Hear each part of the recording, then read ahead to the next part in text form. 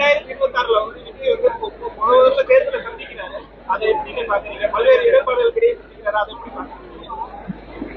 தமிழ்நாட்டு மக்கள் தான் இதுக்கெல்லாம் தீர்ப்பளிக்கணும். எந்த ஒரு கட்சிக்கும் ஜனநாயக நாட்டில் தேர்தலில் போட்டியிடுவதற்கு உரிமை இருக்கிறது, தனியாகவோ கூட்டணியாகவோ. அதனால இதெல்லாம் மே மாதத்துல மக்கள் தீர்ப்பே மகேசன் தீர்ப்பு என்பது மக்கள் அதற்கெல்லாம் தீர்ப்பு வருவார். அதை நாம போய் எப்படி பார்க்கணுங்கிறது தேவையற்ற விஷயம். என்னை பொறுத்தவரை வரை அம்மா மக்கள் முன்னேற்ற கழகம் இந்த தேர்தலில் நாங்கள் இடம்பெற போகின்ற கூட்டணியில எங்கள் தகுதியான வேட்பாளர்களுக்கு, ஏன்னா 8 ஆண்டுகளாக எங்களோடு இந்த இயக்கத்தை வழிநடத்தி வருபவர்கள் பாராளுமன்ற தேர்தலில் நின்று தேர்தல் முடிவை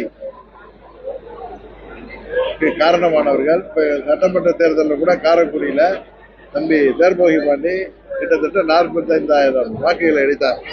இது போல எங்கள் கட்சியில தமிழ்நாடு முழுவதும் ஏதோ ஒரு பகுதியில மாத்திரம் இல்ல, ஒரு மாவட்டத்தில் இல்ல, சென்னையா இருக்கட்டும், அது வடக்கு மண்டலமாக இருக்கட்டும், மேற்கு மண்டலமாக இருக்கட்டும், கிழக்கு மண்டலமாக இருக்கட்டும், தெற்கு மண்டலமாக இருக்கட்டும், அனைத்து பகுதிகளிலும் எங்கள் இயக்கத்தை வழிநடத்தி வருகின்ற கடந்த தேர்தல்கள்ல இப்ப 19 பாராளுமன்ற தேர்தலில் நாங்க 39 தொகுதிகளையும் போட்டிட்டோம்.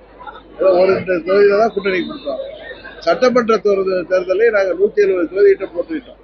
மீதி தொகுதியில தான் 60 தொகுதிகளை தான் நாங்க தேமுதிக கொடுத்தோம். அது மாதிரி பல இடங்கள்ல கட்சியின் அமைப்பை பலப்படுத்தி தொடர்ந்து இயக்கத்தை வழிநடத்தி வருகின்ற தகுதியான வேட்பாளர்களுக்கு நாங்கள் இடம்பெற போகின்ற கூட்டணியிலே உறுதியாக நாங்கள் எங்களுக்கு தேர்தலிலே சீட்டுகளை பெற்று உறுதியாக இந்த முறை அம்மா மக்கள் முன்னேற்ற கழகம் சட்டமன்றத்திற்கு செல்லும், கூட்டணி ஆட்சியை உருவாக்கும் என்பதுதான், அதற்காகத்தான் நாங்கள் பயணித்துக் கொண்டிருக்கிறோம்.